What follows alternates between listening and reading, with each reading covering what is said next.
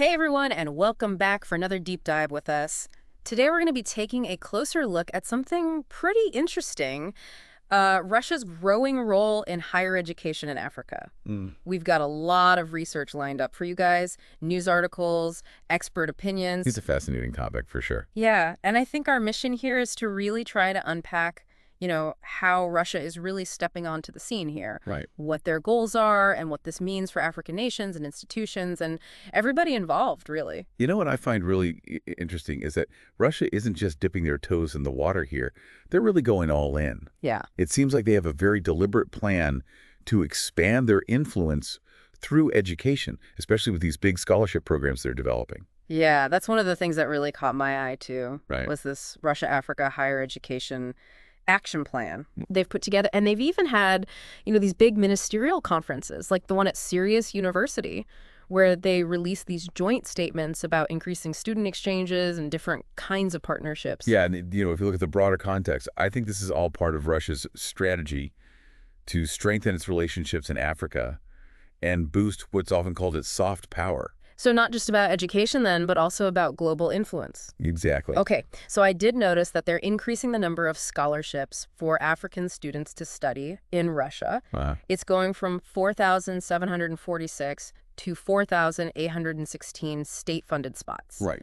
Not a huge jump, but still. It's symbolic for sure. Yeah. I think it shows they're serious about attracting African students, Mm-hmm. and this plays right into Russia's goal of kind of countering that Western influence and competing with other major players like China and the U.S., Right. who are also very active in Africa. Yeah, it's like a global chess game. Yeah, you could say that. It makes you wonder, too, like, what are these students going to be studying? Is Russia focusing on specific fields that maybe they need expertise in back home? That's a great question, and one that analysts are definitely looking at closely. Yeah. Some people speculate that they might prioritize areas that are aligned with Russia's strategic interests, Mm-hmm. like engineering, natural resource management, even cybersecurity. Oh, wow. So we'll have to kind of see how that plays out. Yeah, and the fact that the number of African students in Russian universities has tripled in just 13 years is pretty telling, too. Right. Like, what do you make of that trend? Well, I think it definitely suggests there's a growing interest in Russia as a place to study. Yeah. But, I think we need to dig deeper. Okay. Are students drawn by the quality of education, Yeah. the affordability, cultural experiences, or is it just kind of a combination of factors? Right. It's likely a mix, Yeah. but I think understanding the motivations behind these numbers will really help us better understand Russia's impact. The sources also go into some specific partnerships, too, like the Subsoil of Africa University Network, which sounds really intriguing. Yeah. And then there's the Russian African Network of Transport University. Mm-hmm. So I'm curious about these. What potential benefits and drawbacks do these kinds of collaborations hold for African institutions and students? Well, there's definitely a lot of potential, imagine knowledge transfer between institutions, Mm-hmm. access to new technologies, joint research projects. Yeah. These are all really exciting possibilities.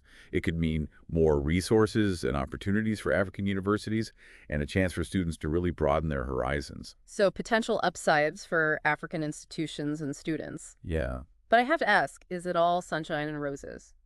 Well, not necessarily. Uh-huh. Some experts like Dr. Harris Ando, who's been doing research on this topic, are sounding a note of caution. Okay. He's concerned that Russia hasn't made any concrete financial commitments, and he raises the point that if this whole thing focuses only on national governments, then key stakeholders like faculty, students, local communities might get left out. Yeah, that's a good point. So it sounds like if African nations are going to enter these partnerships, they need to make sure it's a good deal for everybody, Exactly. not just a win for Russia. Right. And Dr. James Jowie from the African Network for Internationalization of Education has some really good advice for African nations, navigating these waters. Mm-hmm. He suggests developing clear policies for higher education, forming regional university associations, so they can negotiate from a position of strength, and really embracing digitalization to overcome some of those geographical barriers. So being proactive, not just reactive. Right, exactly. I like that. Now, there's this idea of knowledge diplomacy that keeps popping up.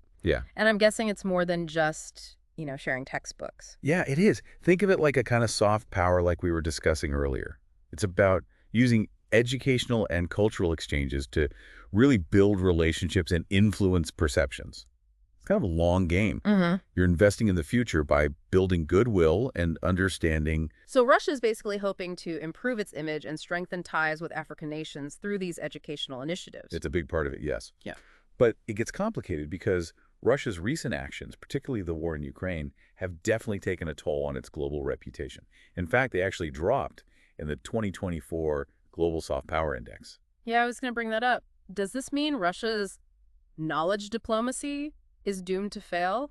I mean, can it really be effective if people are skeptical of their motives? That's the million-dollar question. Yeah. And it's where things get really interesting. Because even with that drop in soft power rankings, we can't underestimate Russia's determination to advance its interests. Africa, with its growing population and vast resources, is strategically really important to them. So they're not going to back down easily. This is fascinating stuff. It's like a puzzle with all these interconnected pieces: education, politics, economics, global power dynamics. Absolutely. And that's why it's so crucial to really look beyond the headlines and dissect what's going on, to Yeah. understand the motivations, the potential benefits, and the risks for everyone involved. And that's what we're here for, right? To dive deep and make sense of it all. Now, before we get into the specific details of these partnerships, I want to talk about something that's been on my mind. You know, it really strikes me that this whole situation with Russia and Africa underscores the complexity of soft power. Hmm. It's not just about, rankings or perceptions. Right. It's about relationships, actions, and these long-term strategies. So even though Russia's image has taken a hit globally, they might still find success with this approach in Africa. It's possible. Mhm. Africa is a diverse continent with a range of perspectives on Russia. Right. Some countries may be more receptive to their overtures than others, Hmm. especially if they see tangible benefits, like educational opportunities and economic development. And that brings us back to those potential benefits and risks we were talking about. Right. It can't just be about, numbers of scholarships or partnerships on paper. Yeah. We have to think about the real world impact on people's lives, on the future of these nations. Absolutely. African nations need to be incredibly strategic about these partnerships. Yeah. They need to ask themselves, what are our priorities? What kind of educational system do we want to build? Right. And how can these collaborations actually help us achieve our own development goals? It's like they need to do their homework before signing on the dotted line. That's a great analogy. Yeah. It's not just about being prepared for individual partnerships, but about having a vision for the entire higher education landscape. Hmm. African nations need to be the architects of their own destiny. Not just reacting to whatever offers come their way. Right. So taking control, taking ownership of their educational future. Exactly. It's about defining their own vision and then strategically engaging with international partners, whether it's Russia, China, the U.S., or anyone else, to make that vision a reality. And hopefully that vision includes empowering both students and institutions, Of course. giving them the tools and resources they need to thrive in this globalized world. That's the ideal, right? To foster innovation, critical thinking, and equip African graduates with the skills and knowledge to really lead their nations forward. That's where the true value of these partnerships lies. One thing that stood out to me in the research was this emphasis on digitalization Yeah. as a way to overcome barriers and enhance access to educational resources. Uh-huh. And that feels especially relevant in the African context. It's absolutely crucial. Think about the potential of exposure.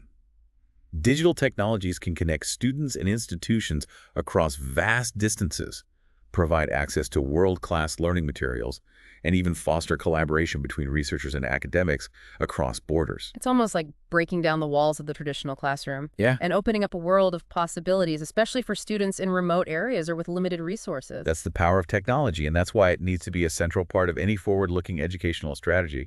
But it's not just about the technology itself. It's about bridging the digital divide and ensuring that all African students have equal opportunities to learn and succeed. So this goes beyond just Russia, really. Yeah. It's about African nations taking the lead in shaping their own digital future when it comes to education. Absolutely. It's about embracing innovation, leveraging technology, and empowering African institutions to be at the forefront of educational transformation, creating a system that's really responsive to the needs of the 21st century. It sounds like a really exciting time to be involved in African higher education. It is. So much potential for growth and collaboration and innovation. Yeah, and it's important to remember that the decisions made today will have a ripple effect for years to come.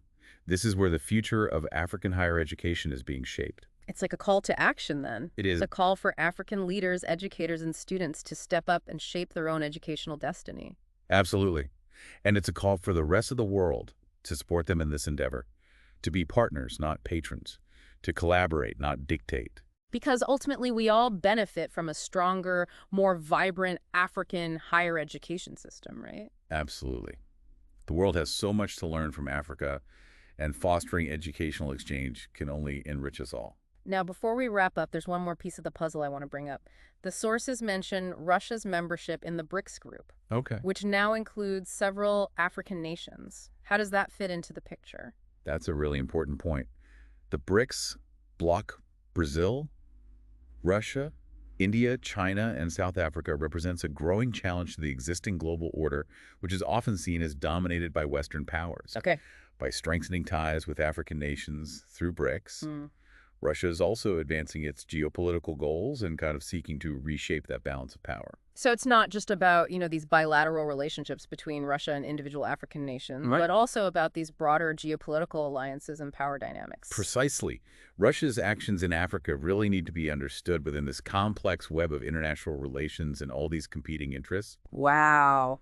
It's a reminder that the world is incredibly interconnected. Yeah, What happens in one region can have ripple effects across the globe. exactly. And that's why it's so important to stay informed, think critically, and really consider multiple perspectives when we're analyzing these complex global issues like this one. I think we've done a pretty good job of that today. I think so too. We've explored the different facets of Russia's growing influence in African higher education, examining both the potential benefits and the potential risks. Yes. And we've also highlighted the importance of African agency Right. in shaping the future of their own higher education systems. And we've emphasized the need for these informed and nuanced perspectives Yeah. when navigating this complex and constantly evolving landscape. It's been a truly fascinating deep dive.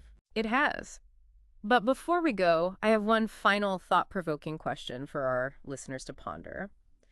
Okay, so we've talked about the potential benefits and the risks of this growing relationship between Russia and African nations in higher education.